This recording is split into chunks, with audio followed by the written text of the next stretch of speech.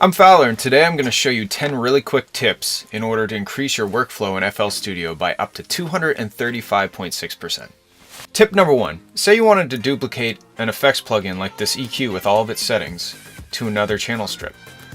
Click here and click and hold Save Preset As, and now you can drag this around and drop it wherever you want it. Tip number 2. Say you wanted to duplicate this channel strip and all of its effects. Right click, go to File, Save Mixer Track State As, but hold and click. Now you can drag this whole chain of effects to another channel strip. Like that. So now we have 2. Tip number 3. In order to quickly automate third-party plugin parameters, just wiggle the knob you want to automate and then go up here, right click on this knob and do Create Automation Clip. Tip number 4. In order to fade out audio clips, open up the sampler view and choose a declicking mode. So transient keeps the start but fades out the end. Generic does both the start and the end, and all the other ones are just different variations of that. Tip number 5. In order to move stuff off of the grid, all you have to do is hold Alt on your keyboard while dragging.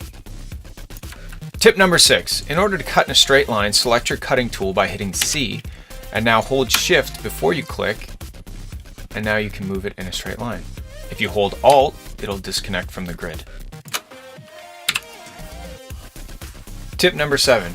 When editing an automation clip, if you hold Shift before you move it, it only moves horizontally. It keeps the vertical value.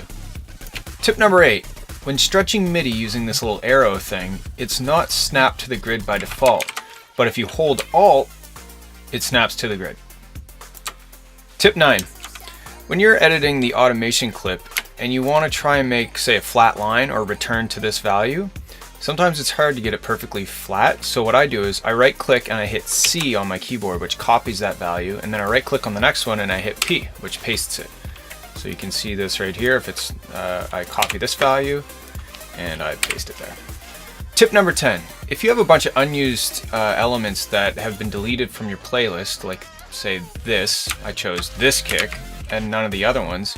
If you go to Tools, Macros, select Unused Channels, it selects all of the things that don't appear in the playlist, and that works for automation clips as well. If you then hit Alt Delete, you can delete them all.